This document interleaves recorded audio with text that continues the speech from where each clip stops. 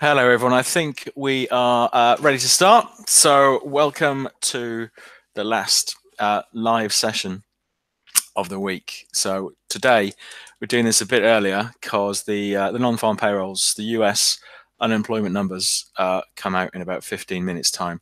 So they're normally released on the first Friday of the month, which is where we are. Normally it's 1:30 UK time, but because our clocks went back at the weekend, we're an hour earlier. So the Americans haven't put theirs back yet. So the number comes out at 12:30 today. So I thought we'd just have 15 minutes looking ahead to what's expected from the announcement, what's been going on with markets this week. And it has been a big week. There's been loads of stuff moving. We'll look at stock markets in a minute. There's a video went up on our channel yesterday asking the question, have stock markets reversed the trend that we saw in October? And I think at the moment it does look that way. We'll see how they perform when these numbers come out. But we are seeing really strong performance from European stock markets and also the US. The pound, of course, had a rocket put under it the last couple of days. It's up 300 points from that 127 low from the summer, really on the back of hopes that there's a deal been done for financial services post Brexit, so that's really lifted the pound. And oil's fallen back to towards $63 a barrel is a big level. So we'll take a look at all of these ahead of the number coming out in just under 15 minutes time. Then we'll sit on top of it, see what's happening, and then we'll finish off at about 12:35. We'll just see how markets have reacted, and then we'll wrap things up for the day. So before we get into this, let's just talk about, if the payrolls are new to you, why is it important? It's a major monthly economic release. Every month it comes out, usually comes out on the first Friday of the month. If the previous month has been a bit of a short one, then it can sometimes slip to the second Friday, but traditionally the first Friday of the month. US unemployment data is what we're looking at. It's often used as a barometer for how healthy or not is the US economy. And today's expectations are for around 190,000 jobs to have been added to the US economy in October. So that's the number to watch out for. So it's plus 190,000. Here's a chart of what we've had over the last 12 months. So last month, you can see here, this was September's jobs, 134,000 jobs added there, so quite a low number.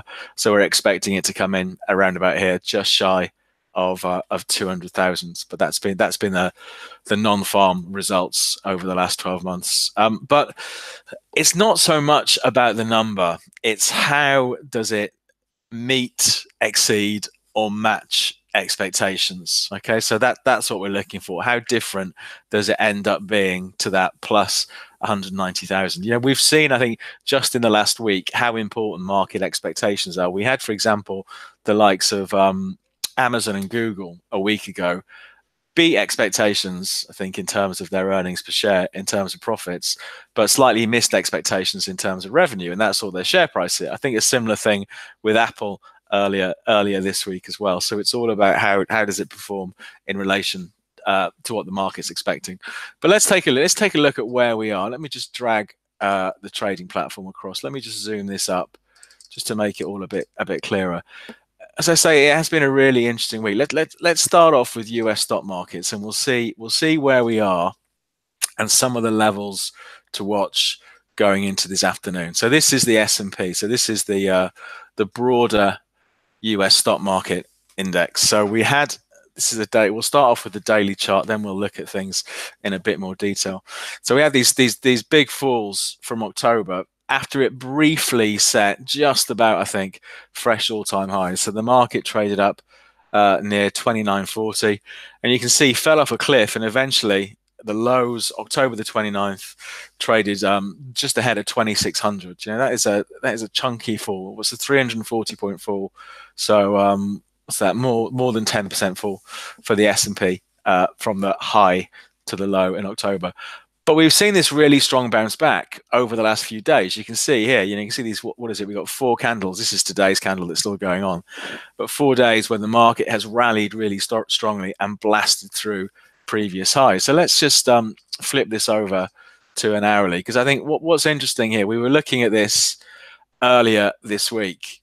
This has been the trend on the hourly chart. We'll talk about the indicators in a minute. We'll flick it back to the dailies and look at the indicators, because there's been some interesting stuff going on there.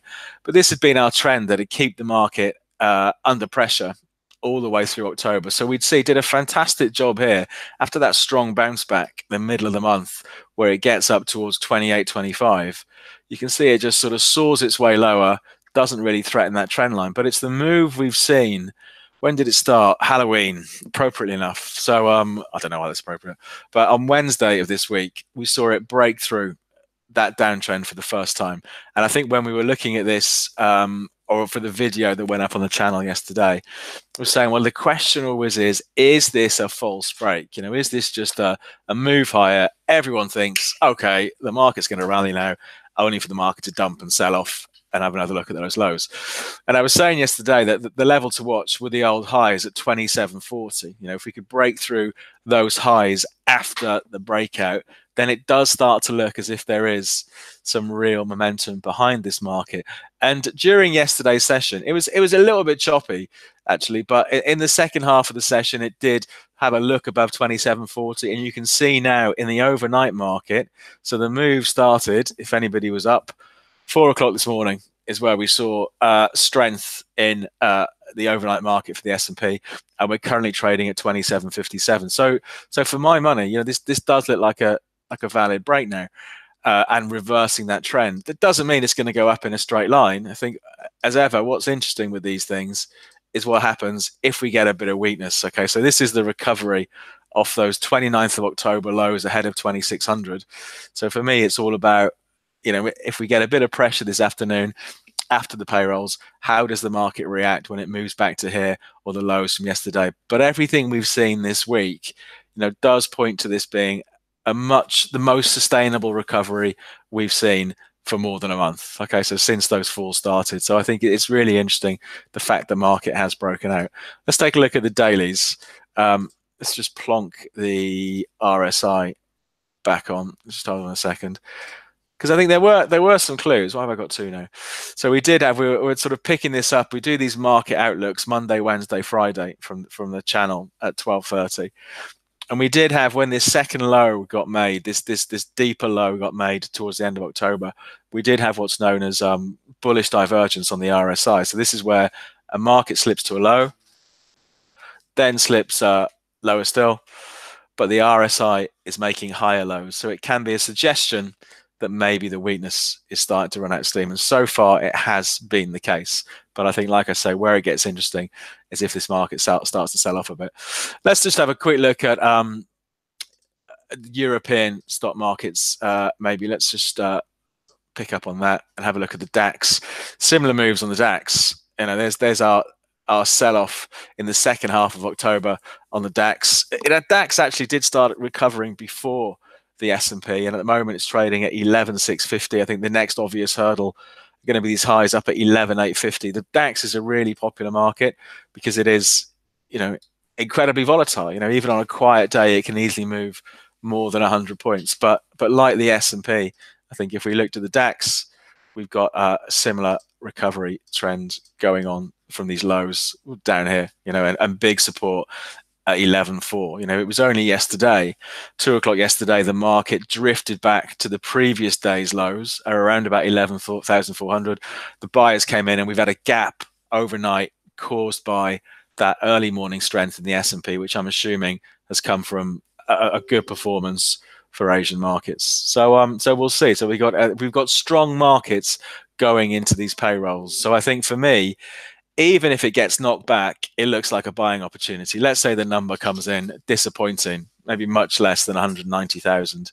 It still looks like a buying opportunity based on what stock markets have done this week. Let's see what happens.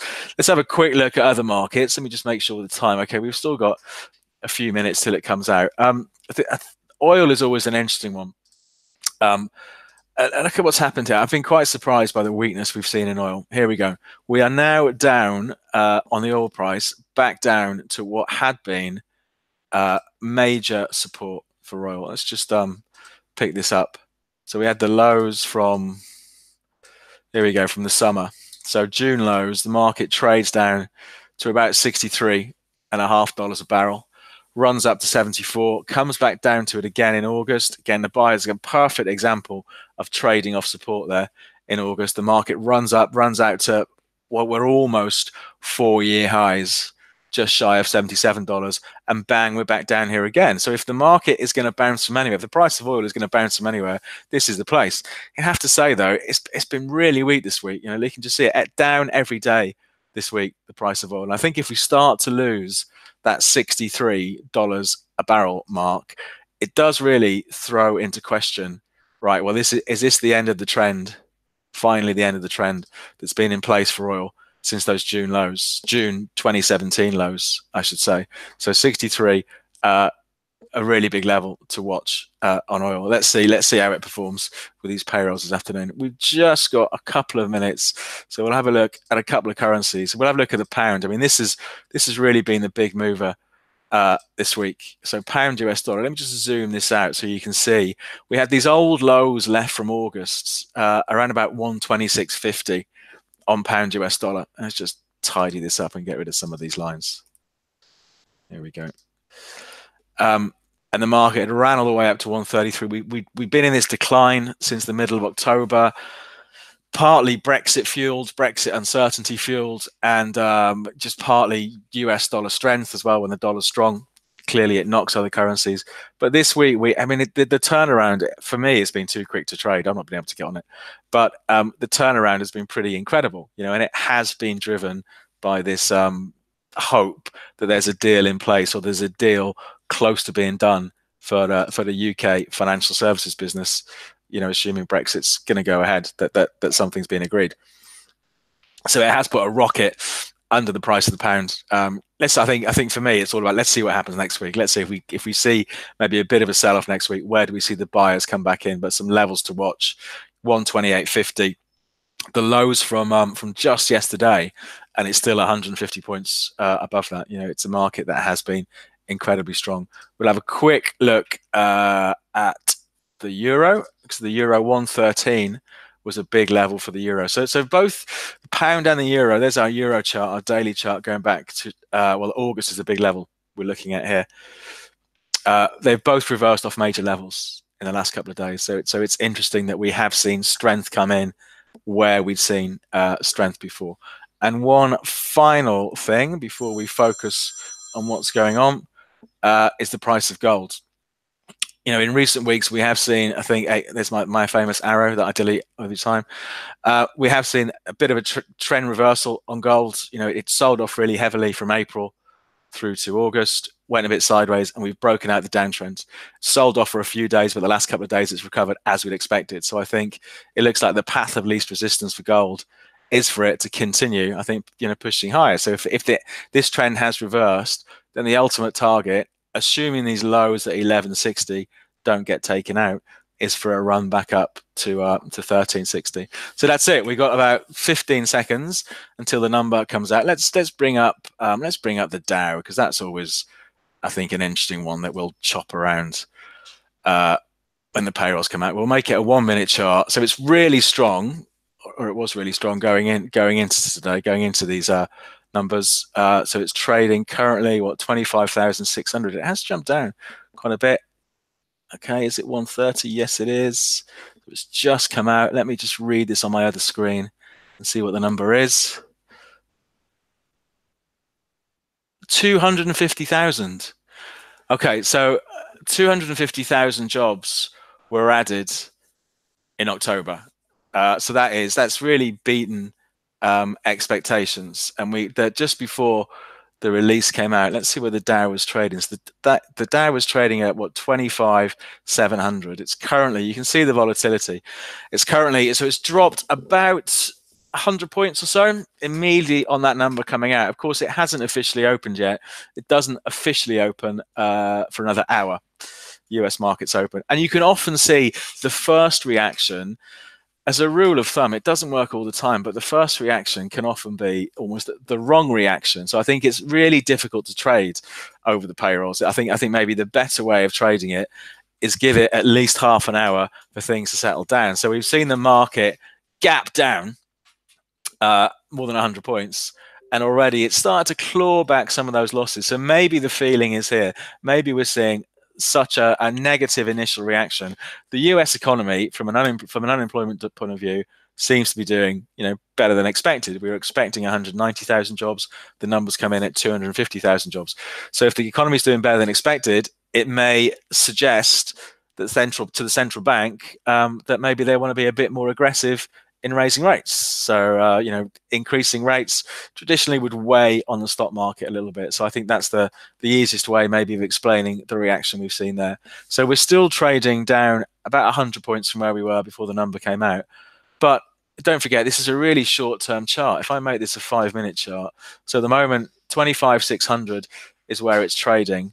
But if we go back to yesterday, at the close yesterday, the Dow was about 25,320. Okay, so we're still almost 300 points higher than yesterday's close. Yeah, so even though we've seen a bit of a knee-jerk sell-off in response to this data, we're still a good 250 points, 300 points above where it closed yesterday. So I think we're in for an interesting session, given that's quite a surprising number. We haven't had big surprises off payrolls in recent months from memory, but that's quite an interesting one. And I think if the market gets under pressure here, personally, I would expect the buyers to come in at some point this afternoon. I don't know when, but I think it's going to be an interesting market to watch, given the positive moves we've seen in stock markets this week, the potential for reversing that trend.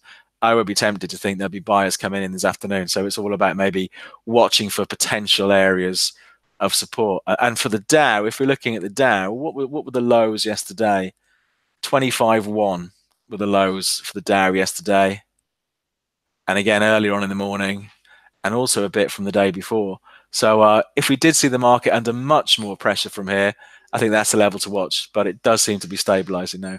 Let's have a quick look at pounds, and then we'll look at oil, and then we'll wrap things up. So let's see what the pound did in reaction to this. So again, the pound has dropped, not dropped much. Where was it? It was 130.70, and it's now at 130. So it's dropped a bit, but again, you'd expect that because if the reading is that interest rates are going to go up perhaps a little bit quicker than expected, that is good for the US dollar. If it's good for the US dollar, it's going to be bad for the pound if you're looking at pound US dollar. So we're seeing the pound under a bit of pressure here. Let's see what happens there. What are the lows for today for the pound? They're around about here, 129.85-ish. So it'll be interesting if it does drift much lower than here. Let's see how it performs if it drifts off back to the lows for the day so far. We're only 10 points above it at the moment. And then finally, crude oil. What did oil do in response to this? Oh, not very much. So it was trading at 63.60 before it came out, and now it's at 63.50-ish. So that's pretty boring. So I think for this afternoon, stock markets and perhaps pound US dollar is the one to watch. Let's just bring up our Dow chart. There it is. So there's if we make this a 5-minute chart, maybe it's a bit less dramatic. So there's our 5-minute chart. So it is about 130 points. It's dropped in the last however many minutes it is, 4 minutes, based on those payrolls coming out. So we could be in for an interesting afternoon. That's it for today. We'll wrap it up there. We'll do this all again on Monday. So next week we'll do the usual Monday, Wednesday, Friday market outlooks, catching up with what's happened today, what are the big levels to watch, where the opportunities might be in the weeks ahead. So they'll be from 12:30 from our YouTube channel. So if you're subscribed to YouTube, our channel, you'll get an automatic push thing just as they're about to start. To find out more about the company, open an account, get access to the trading platform I've been using here today, you can go to the website, which is Capital.com. And any questions, drop me an email, david.jones@capital.com. But I think it's been interesting, actually. It's been a bit of an interesting one today. That Dow is still under some pressure. So I think we could be in for a bit of an interesting afternoon. But for me, because stock markets have been so strong, I would expect this knee jerk just to be bringing in some buyers. Let's see, famous last words. let's see how it goes this afternoon.